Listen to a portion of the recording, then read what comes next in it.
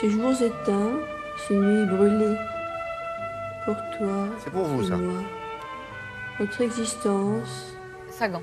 Yes. demeurer jusqu'au lendemain. Très bien. Ma petite Françoise. Oui, c'est pour votre héroïne, Françoise Sagan, que vous aimez tant. Bon, alors, on commence par quoi? On va commencer par un classique qui est encore très moderne. Une réédition, Un mois chez les filles, chez Stock de Maryse Choisy.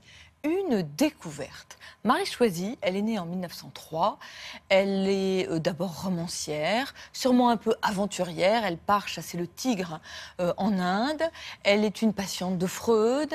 Elle est sûrement un peu excentrique. Elle se balade sur la plage à Deauville et elle a un lion en laisse. Et puis, elle décide de devenir journaliste. Mais journaliste à la Albert Londres. Journaliste à une époque où il y a 3% de femmes journalistes. Il fallait y aller, il fallait être tenace et courageuse. Il y en a très peu qui se baladent dans le reste du monde non plus. Il y en a très peu qui vont dans le reste du monde. Et alors en plus, elle décide de faire du journaliste d'immersion, ce qu'on appelle aujourd'hui le gonzo-journalisme. C'est-à-dire que quand elle prend un sujet, un peu comme Grégoire, elle va le pratiquer. Donc elle va faire un sujet un mois dans un cirque, elle va faire un sujet dans les vendanges, et là, elle décide d'aller avec les prostituées. Un mois chez les filles.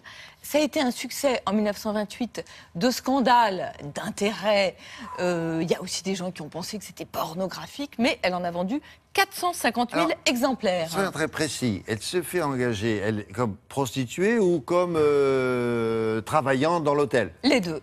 Les deux. Mon capitaine, d'abord, elle va un peu comme une prostituée, mais elle ne passe jamais le cap. Mais sûrement le succès aussi venait de cette interrogation, est-ce qu'elle allait le faire ou pas? Elle dit que embrasser des messieurs qui n'ont pas de poils sur la tête, mais beaucoup de poils sur les joues, ça, elle ne peut pas.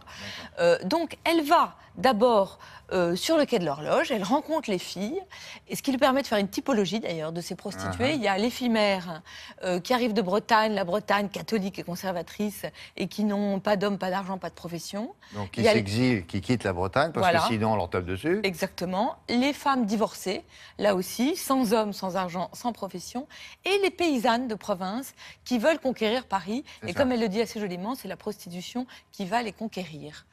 Et puis, comme elle voit qu'elle ne peut pas, elle, passer le cap, elle va finir par se faire engager par une agence de recrutement comme femme de chambre dans les maisons closes qui, à l'époque, existent.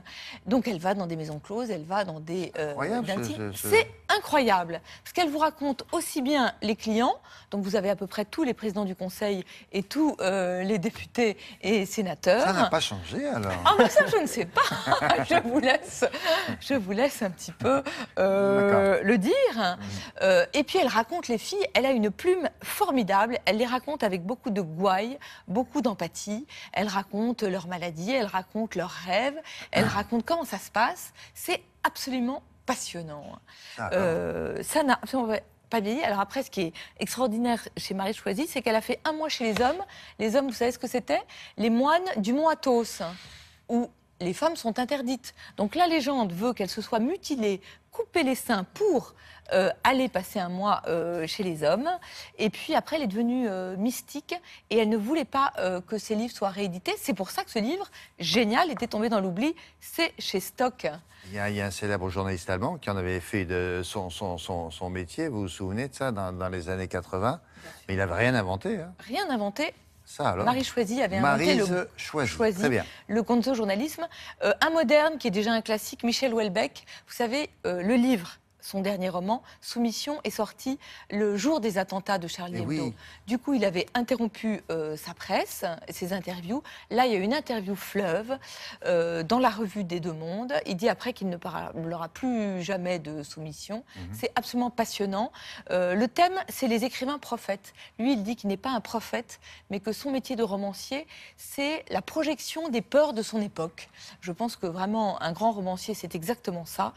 C'est passionnant, il parle de tout, aussi bien de l'époque, de la religion musulmane que de la religion catholique, que de Huysmans, que de Stéphane Bern, qu'il aime beaucoup. On est toujours surpris avec Michel Houellebecq. Une très très bonne interview de Valérie Toragnan et un très bon dossier sur le Corbusier. Vous savez, on a beaucoup parlé du Corbusier, il y avait une grande expo.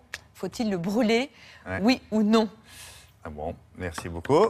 Madame, monsieur, bon dimanche, bon samedi. Prudents, bon samedi et à la semaine prochaine. Nous, on se quitte quelques petites secondes, on va se retrouver très vite, vous allez voir.